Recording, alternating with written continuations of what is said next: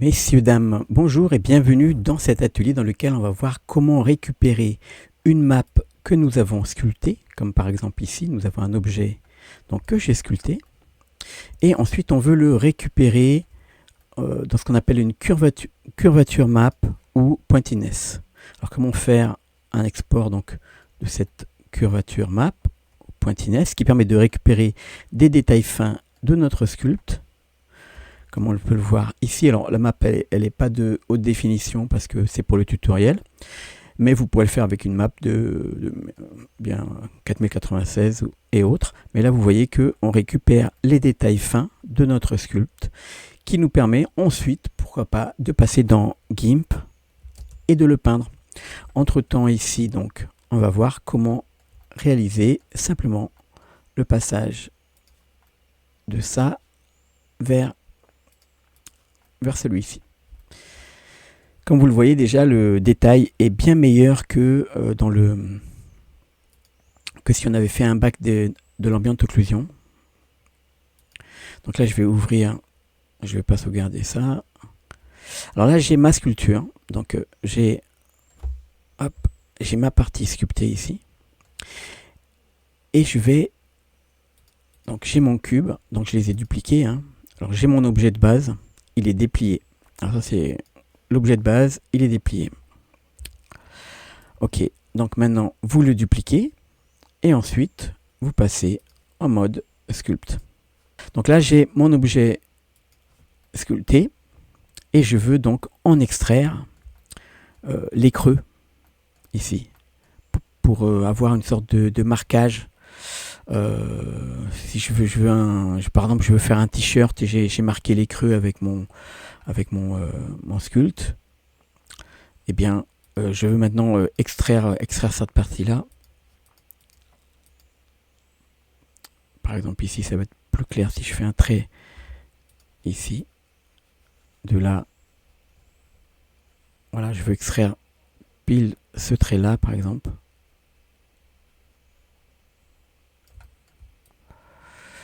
Voilà, donc et à l'intérieur.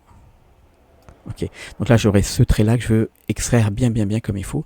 Alors qu'est-ce que je fais? Je passe en mode shading avec mon objet sculpté. Ensuite, je vais ajouter Shift A, un input, et ici je vais prendre géométrie, et vous prenez pointiness. Entre les deux, on va ajouter un converteur color ramp pour atténuer ou contraster les couleurs. Et pour que ce pointiness soit visible, il faut être en mode cycle et en mode de visualisation ici, rendu. Alors, mon fond n'est pas assez lumineux, je vais ajouter, je vais éclaircir, voilà, pour qu'on voit mieux l'objet. Et là, je vais augmenter ici, vous voyez, pour qu'on se rende mieux compte. Et je regarde, je suis en Eevee, donc je vais passer en cycle. Donc là, je suis en cycle, et là, du coup, ça rame un peu, mais comme vous voyez, ça va dessiner en noir ici les creux. Alors, je peux augmenter un peu, et je peux contraster ici pour avoir du blanc, donc plus clair ici, et les creux en sombre.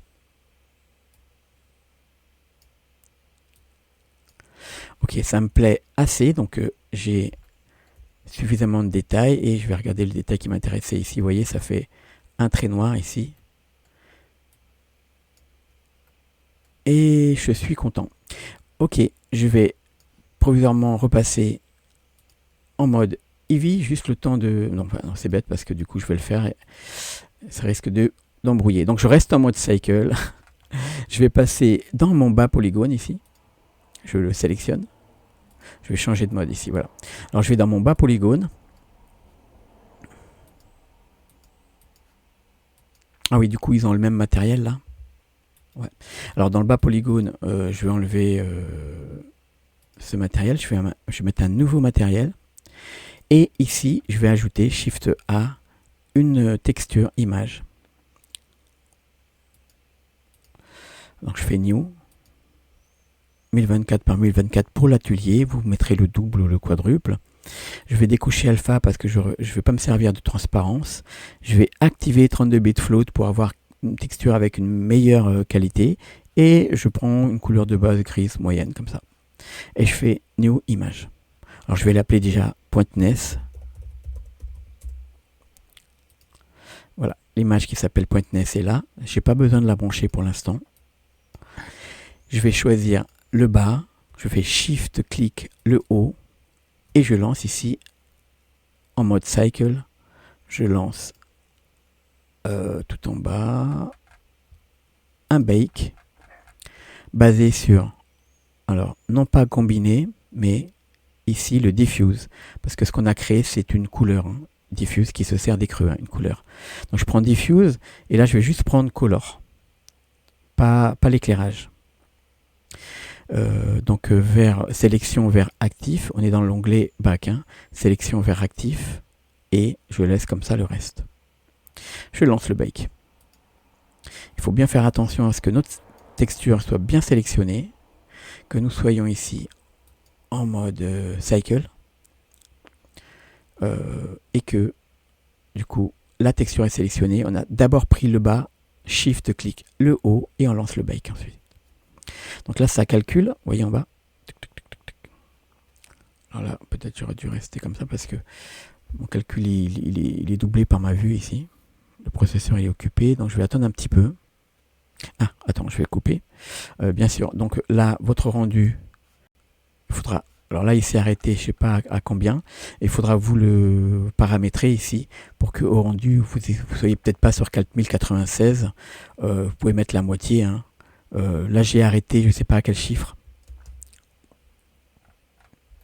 Mais voilà, j'ai déjà une qualité qui est pas trop mauvaise. Donc vous pouvez sauvegarder cette map. Et surtout maintenant on peut cacher notre haut polygone. On est dans le bas polygone, on peut les relier ici, couleur.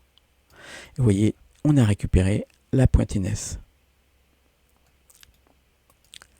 Donc là je fais un sheet smooth.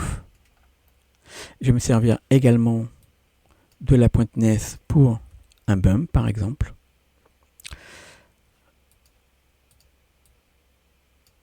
High vers normal.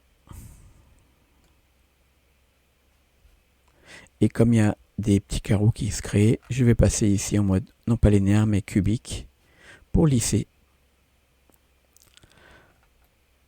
Ok, alors on va peut-être baisser un peu. On baisse un peu. Ok. Et voilà. J'espère que cet atelier pour récupérer la pointness ou curvature map selon les logiciels, j'espère que cet atelier vous a plu. N'hésitez pas à visiter les autres ateliers de ma chaîne qui sont très intéressants et qui sont des ateliers toujours très originaux. Vous avez également des playlists avec des ateliers complets. Donc je vous conseille d'aller vers ces ateliers complets également qui sont très intéressants. Voilà, merci beaucoup d'avoir suivi. N'oubliez pas de liker pour faire remonter ma chaîne puisque tout le monde me dit ils sont super tes ateliers, mais pourquoi tu fais pas beaucoup de vues? Eh bien, il faut liker parce que je suis arrivé, ben maintenant ça fait quand même déjà 3 ans que je suis sur YouTube, mais c'est pas suffisant apparemment, il faut faire beaucoup plus longtemps pour avoir beaucoup d'abonnés, pour avoir beaucoup plus de vues. En tout cas, n'oubliez pas donc de liker tout ça et de vous abonner également. Ceux qui veulent contribuer à la chaîne, vous pouvez contribuer tous les mois, un petit versement.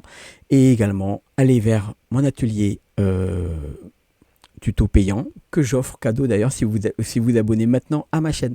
Allez, à plus tout le monde.